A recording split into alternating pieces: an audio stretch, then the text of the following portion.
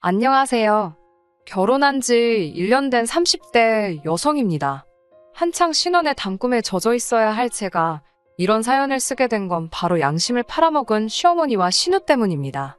진짜 현실 세계에 이런 인간들이 존재를 한다는 게 믿기지가 않네요. 남편과 저는 지인의 소개로 만났어요. 저보다 3살 많은 남편은 식당 2개를 운영하는 자영업자입니다. 저는 중견기업을 다니는 평범한 회사원이고요. 처음에는 둘 다 결혼 생각까지 하고 만난 건 아닌데 만나다 보니까 여러모로 잘 통하더라고요. 어느 순간부터 우리 둘이 결혼하면 이런 대화가 오고 가면서 언젠가 결혼하면 이 사람이랑 하겠구나 싶긴 했지요.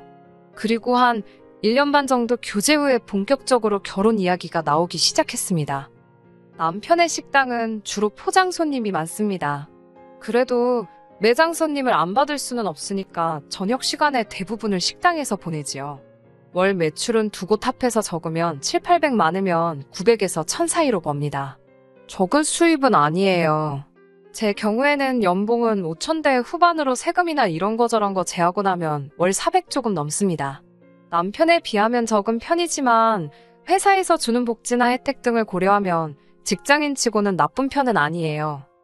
결혼할 때 남편은 결혼에 쓸 수 있는 여유 자금으로 1억이 있었고 저는 6천이 있었습니다.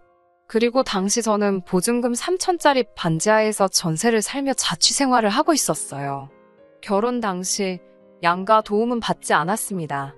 원래는 친정에서 얼마 정도 보태주고 싶다 하셨는데 시댁에 갑자기 사정이 생겨서 하나도 도움을 받을 수 없었거든요. 남편이 시작부터 양가에서 도움을 받는 것도 내키지 않았는데 처가에서만 도움받는 건 더더욱 싫다고 했습니다. 맞사위로서 체면이 살지 않는다나요. 그때는 몰랐는데 사실은 남편이 알고 있었더라고요. 저희 부모님이 당신들 노후자금에서 얼마 정도를 땡겨서 저희를 도와주려고 하셨다는 걸요.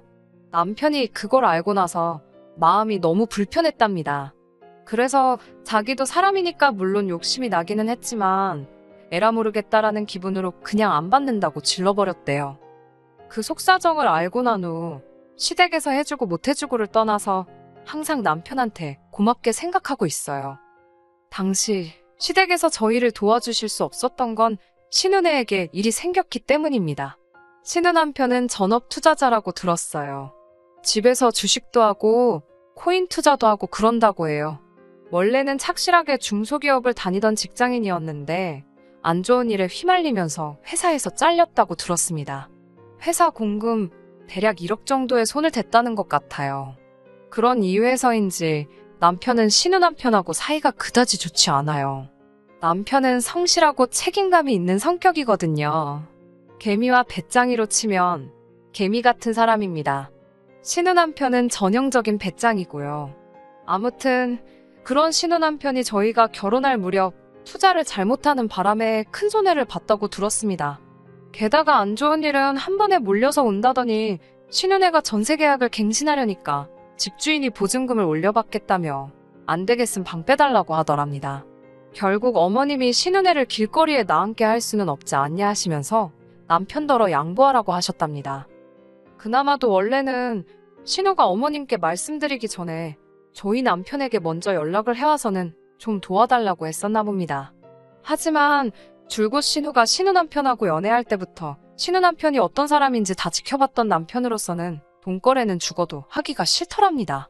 그래서 신우한테 미안하지만 너네 부부랑 돈거래는 안 한다고 했다더라고요. 신우는 하나밖에 없는 여동생한테 어떻게 그럴 수가 있냐면서 울고짜고 난리가 났었대요. 이때가 저랑 남편이랑 한참 결혼 준비로 정신없을 땐데 저는 전혀 눈치채지 못하고 있었어요. 남편이 처신을 잘해준 덕분이었던 것 같아요. 신우네하고 시부모님 사이에서 어떻게 돈이 오갔는지 정확히는 모르겠지만 저희는 저희 나름대로 결혼 준비를 계속해 나갔습니다.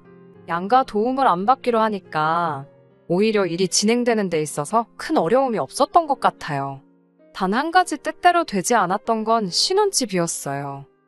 결혼 이야기가 나오고 신혼집에 대한 예산이 어느 정도 잡힌 이후로 저는 정말 눈에 불을 켜고 부동산만 보고 다녔던 것 같습니다.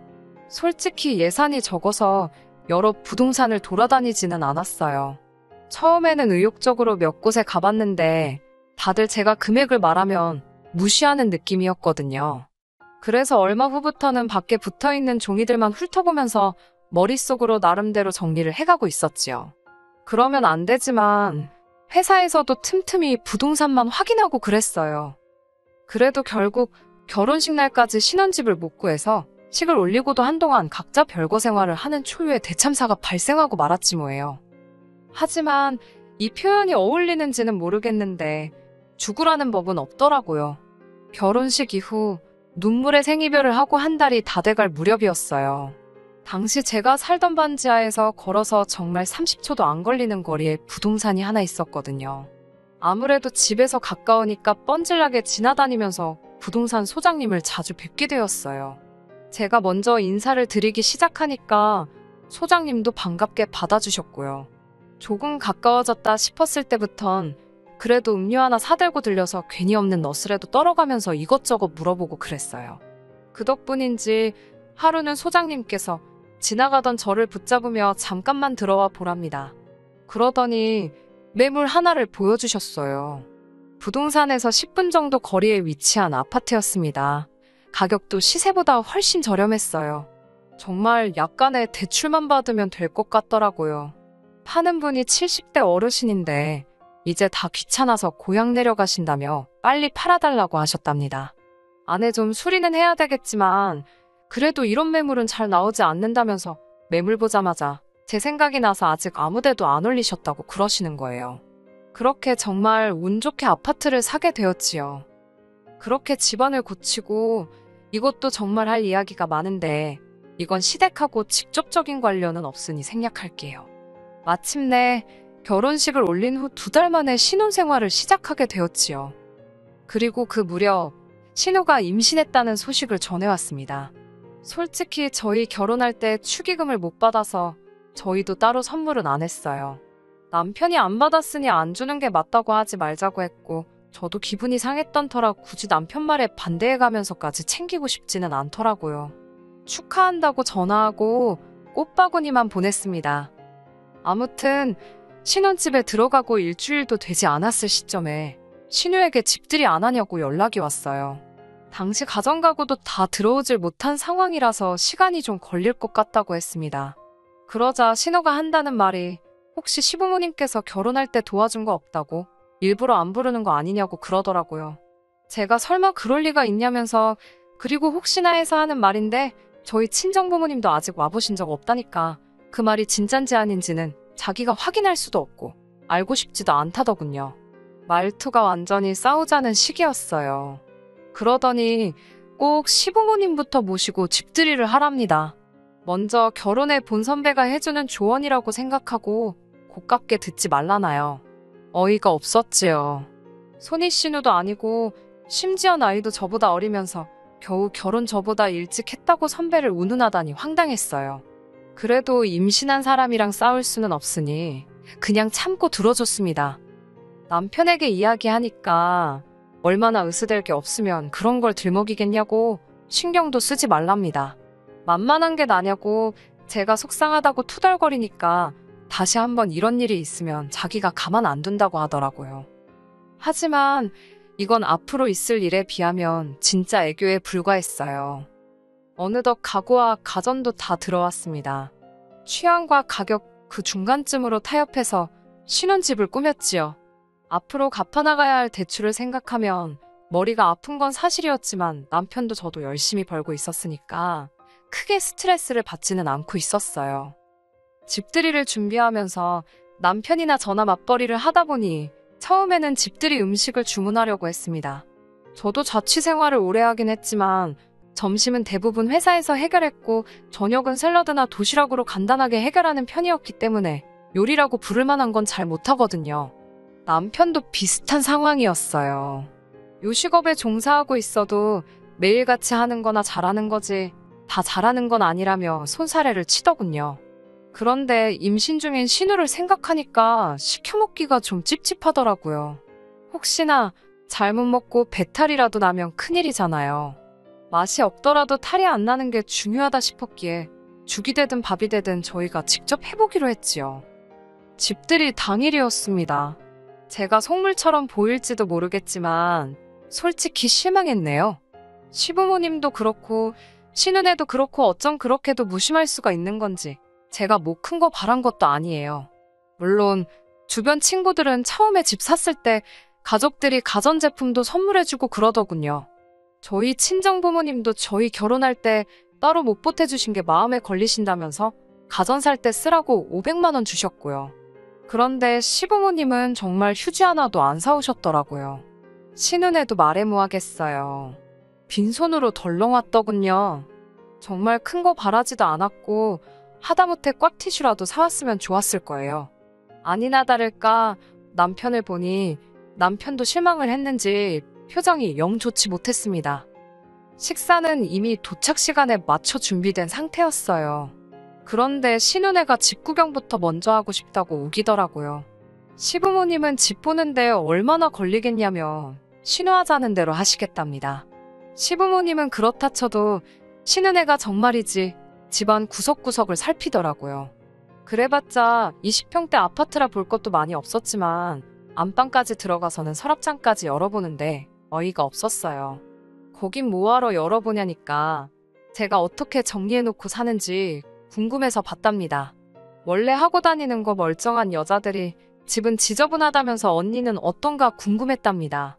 신우는 본인이 말해놓고 뭐가 웃긴지 쿡쿡거리더군요. 진짜 제 여동생이면 한 대 쥐어패고 싶었어요. 이 모든 상황을 시부모님은 옆에서 보시면서도 별 말씀을 안 하시더라고요.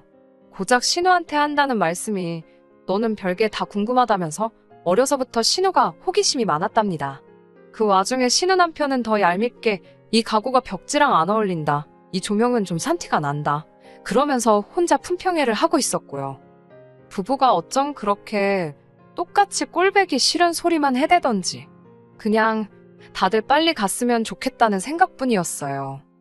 그래도 나름대로 기분 나쁜 티를 안 내려고 했는데 남편이 제 기분을 읽었는지 빨리 식사부터 하자며 서두르더군요. 시부모님은 저희가 차린상을 보시더니 뭘 이렇게 많이 준비했냐며 고생했다 말씀해 주셨습니다. 저희 입에는 괜찮았는데 어머님 아버님 입에는 맛이 어떨지 몰라 긴장이 많이 되었어요. 아버님께서 먼저 맛을 보시더니 따봉을 보여주시면서 맛이 끝내준다 하셨습니다. 그러자 남편이 제가 거의 다 한 거라며 저를 치켜 세워주더라고요. 사실은 남편이 거의 다 하고 저는 보조역 할 정도만 했기에 좀 민망했지만 기분은 좋았어요. 그리고 다 같이 식사를 시작하고 정말 2, 3분이나 지났을까요? 갑자기 신우가 자기 아랫배를 붙들고는 대굴대굴 구르면서 배가 너무 아프답니다. 속이 너무 이상하다면서 토할 것 같다고 저더러 음식에 뭘 넣었냐고 고래고래 소리를 지르더라고요. 제가 넣긴 뭘 넣냐고 대답을 하긴 했지만 순간 정신이 하나도 없었어요. 혹시 내가 정말 무슨 실수라도 한 건가 싶어서요. 제가 남편에게 당장 119를 부르라니까 신우가 부르지 말라면서 일단 좀 쉬어야겠다고 그러더군요. 그러더니 자기 남편더러 저희 안방으로 자기를 데려다 달라는 거예요. 작은 방을 손님방으로 만들어 둔 터라 그 방에도 소파베드가 있었는데 자기는 임산부라서 푹신한데 눕고 싶다나요. 아프다니까 뭐라고도 못하고 안방 침대를 그대로 내줬습니다. 이때부터 뭔가 미심쩍긴 했는데 진짜 아픈 걸 수도 있으니까 차마 추궁하기도 뭐하고. 그 와중에 어머님은 저더러 음식 만들 때 뭐뭐 넣었는지 읊어보라고 하시더군요. 그러자 남편이 사실은 제가 만든 게 아니고 본인이 했다고 말했습니다. 어머님께선 그 말을 들으시고는 사내 새끼가 아내 잘못을 싸고도는 것만큼 꼴보기 싫은 게 없다면서 너는 빠지라고 그러셨어요. 억울했지만 남편이 좀 전에 제가 다 했다고 했으니 어머님이 오해하실 만도 했지요. 저는 어머님께 특별히 다른 재료 넣은 거 없다고 불고기 재료가 다 거기서 거기지 별다른 게 들어갈 게 뭐가 있겠냐고 말했습니다. 너무 억울해서 말도 잘 안 나오더라고요.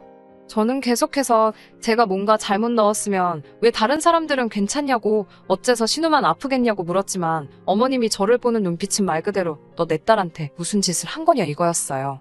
정말 속이 상하고 답답했지만 어떻게 제 잘못이 아니라고 입증할 방법이 없었습니다. 제가 신우에게 이러지 말고 병원에 가자고 했지만 병원은 가기 싫다면서 안방에서 안 나오고 버티더라고요. 집안 분위기는 얼음장처럼 차가워졌고 시어머니께서 내가 타셨는지 단단히 잠긴 안방문 앞에서 신호를 달래느라 씨름을 하고 계셨습니다. 많이 아픈 거냐? 괜찮냐? 대답 좀 해봐라. 엄마 쓰러지는 꼴 볼래? 집에 갈래? 어떻게 해줄까? 다 나열하기도 힘드네요. 30분쯤 지났을까? 신호가 한다는 말이 제 사과를 받고 싶답니다. 억울하고 황당했어요. 신우는 계속 제가 한 음식 때문에 아프다면서도 정작 안방문 뒤에 숨어서는 나오지도 않고 병원도 안 가고 이제 저더러 사과까지 하라니. 어머님께서는 얼른 저더러 사과하고 달래서 병원에 데려가라 하셨어요. 저는 사과는 못한다고 버텼습니다. 사과를 하더라도 신우가 병원에 가는 게 먼저라고요. 병원에서 정말 음식 때문에 배탈이 났다고 하면 제가 그때는 사과를 하던지 보상을 하던지 하겠다고 했습니다. 솔직히 그 시점에는 전 신우가 꾀병이라고 거의 확신하고 있었어요. 왜냐하면 신우가 화장실을 안 가더라고요. 어머님은 저더러 지독하다면서 잘못을 했으면 인정을 해야지 윗사람이 좋은 걸 보인다면서 저 그렇게 안 봤는데 실망이랍니다. 그때 신우가 집에 간다며 다 죽어가는 표정으로 방에서 나오더라고요. 제가 붙잡아서 말도 붙여보기 전에 신우 남편이 저더러 손대지 말라면서 그러는 거 아니랍니다. 하지만 얼마 뒤 저는 정말 충격적인 사실을 알게 되었습니다. 얼마나 놀랬던지 온몸에 소름이 끼쳤고 정말 사람이 이렇게까지 못될 수도 있다는 걸 배웠습니다. 신우의 배탈 사건이 있은 후 신우는 저에게 보상금을 요구해왔습니다. 제가 만든 불고기를 먹고 극심한 복통과 스트레스에 시달리게 되어 아기 천사를 잃을 뻔했다면서 정신적 피해 보상금을 달라고 했습니다. 황당하고 어처구니가 없어서 말도 안 나오더라고요. 남편도 기가 찬다면서 자기 여동생이지만 아무래도 정신줄을 놓친 것 같답니다. 사실 더 심하게 욕했는데 여기다 차마 적을 수가 없네요. 그러더니 며칠 뒤 같이 시댁에 가서 시부모님과 진지하게 상의를 해보자며 그날은 장사도 일찍 접고 집으로 왔더라고요. 시댁에 간다고 연락은 드렸냐니까 드리면 또 신우가 알게 되고 그러면 또 여우 같은 게 어머님 아버님한테 쑥덕쑥덕거린다고 그럴 틈을 주면 안 된다면서 기습하듯이 가자고 했습니다. 그렇게 시댁에 도착했는데 현관문이 열려 있었어요. 안방 쪽에서 큰 소리가 오가는 게 들렸는데 시부모님이랑 신우의 목소리였습니다. 저도 모르게 본능적으로 남편 입을 제 손으로 막으며 조용히 하라고 했습니다. 안에서 무슨 이야기가 오가는지 들어야만 할 것 같았거든요.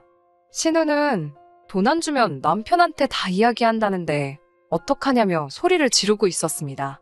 친아빠라니 그러면 네 뱃속에 있는 게 김서방 애가 아니라고 너 제정신이냐? 김서방도 알아? 아버님도 무슨 일인지 불같이 화를 내고 계시더라고요. 3천만 주면 다시는 안 나타날 거래. 일단 돈부터 받아서 주고 나중에 갚을 거야. 갚으면서 그때 사정이 있어서 그랬다고 잘 설명하면 이해해주겠지. 지금 내가 무슨 소리를 들은 건가? 설마 내가 생각하는 게 맞나? 설마 그럴 리가 싶어서 차마 방문을 열지 못하고 있는데 어머님 목소리가 들려왔습니다. 어쩌겠냐고. 이렇게 된 이상 어떻게든 네 올케한테 돈 받아내서 입막음 하랍니다. 아버님께서는 어머님더러 미쳤냐고 지금 뭔 소리를 하냐며 역성을 내셨지만 어머님께서는 그럼 이제 와서 얘더러 뭐 지 올케한테 가서 자진납세라도 하라고 하냐고 아니면 뭐 김서방한테 자진납세 시키고 이혼녀 만들어야 직성이 풀리겠냐면서 오히려 적반하장으로 나가시더군요. 당신은 당신 딸이 며느리한테 가서 언니 제가 거짓말했어요. 잘못했어요. 하고 빌었으면 좋겠냐고 어머님이 악을 쓰시는데 붙잡고 있던 남편 손이 부들부들 떨리는 게 느껴지더라고요. 저와 남편 중 누가 먼저랄 것도 없이 방문을 열었습니다. 저희를 본 시부모님과 신우 모두 마치 귀신이라도 본 것 마냥 소스라치게 놀라더군요. 제가 신우에게 어떻게 사람이 그따위로 살 수가 있냐고 소리를 질렀습니다. 그러자 신우는 자기 애가 듣는다며 저더러 목소리를 낮추랍니다. 시어머니도 저더러 말이 너무 심한 거 아니냐며 네가 뭘 안다고 나서냐네요. 아버님께서는 집안꼴 잘 돌아간다면서 애미라는 사람이 젖따위니 딸도 젖따위로 컸다며 욕을 내뱉으시고 나가버리셨습니다. 아버님이 나가시자 남편이 갑자기 제 앞에서 무릎을 꿇더니 미안하답니다. 이런 어머니를 시어머니로 모시게 하고 이런 여동생을 신우로 만나게 해서 정말 미안하답니다. 그러면서 남편은 어머님께 정말이지 이렇게 인품도 양심도 없는 사람들이 내 가족인 게 수치스럽다면서 다시는 연락하지 말라고 하더라고요. 어머님은 어안이 벙벙한 표정으로 어떻게 그런 말을 할 수 있냐며 남편에게 따지셨지만 남편은 그 어느 때보다 냉정한 표정으로 길에서 만나도 아는 체도 하지 말라고 하더군요. 자기가 죽어도 찾아오시지 말라면서요. 남편은 곧이어 신우에게 네 올케한테 제대로 사과하라고, 그러지 않으면 네 남편한테 내가 다 이야기할 거라고 엄포를 놓더라고요. 저는 이때만 해도 남편이 신우한테 그냥 겁주려고 하는 소린 줄 알았습니다. 일주일이 지나도록 역시나 신우에겐 아무런 연락이 없었지요. 딱 한 번 진짜로 돈 안 해줄 거냐는 연락 빼고요. 문제는 저희 남편은 한다면 하는 사람입니다. 결국 남편은 신우 남편에게 진짜로 연락을 했더군요. 딱 한마디 했대요. 애가 태어나면 친자검사나 꼭 해보라고요. 신우 남편이 갑자기 그게 무슨 소리냐고 따지고 들길래 네 마누라나 장모한테 가서 물어보라고 했답니다. 그러면서 한다는 소리가 그래도 여동생이라서 애 태어나기 전에 자기 입으로 자진납세할 기회는 준 거라네요. 솔직히 팔은 안으로 굽고 부모 자식은 천륜인데 언젠가는 다시 만나게 되지 않을까 그런 생각은 들어요.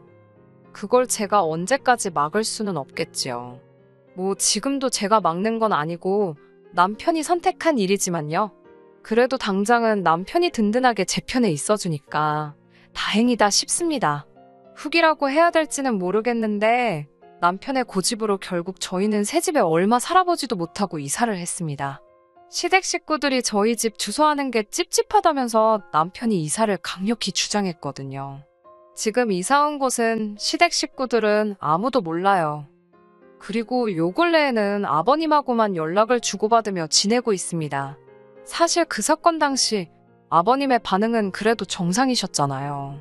그래서 아버님께 연락이 왔을 때 피할 이유가 없었습니다. 오히려 좀 반갑기도 했었어요. 아버님께서는 결혼할 때 하나도 못 해준 것도 미안하고 집들이 망친 것도 미안하고 여러 가지로 마음에 걸리는 게 많으셨다면서 저희에게 800만 원을 주셨습니다. 이 큰돈이 어디서 난 거냐고 여쭈니까 시어머니랑 그날 이후로 하루가 멀다하게 싸우시다 얼마 전 홧김에 시어머니 차를 팔아버리셨대요. 그리고 신우네는 이혼하기로 했답니다. 신우가 돈을 준다 말만 하고 안 주니까 친아빠란 사람이 작정하고 나타나서는 신우 남편한테 다 불었답니다. 웃긴 건 신우 남편한테도 오래전부터 여자가 있었나 봐요. 지금 신우가 다른 남자애를 가진 게 먼저냐, 신우 남편이 여자 만난 게 먼저냐, 뭐가 더 질이 나쁘냐를 놓고 다투는 중이랍니다. 제가 보기엔 도낀 객낀인데 말이에요. 끝까지 들어주셔서 감사합니다. 오늘의 사연은 여기까지입니다. 구독과 좋아요, 알람 설정 부탁드리고 더 좋은 사연으로 다시 찾아뵙겠습니다. 감사합니다.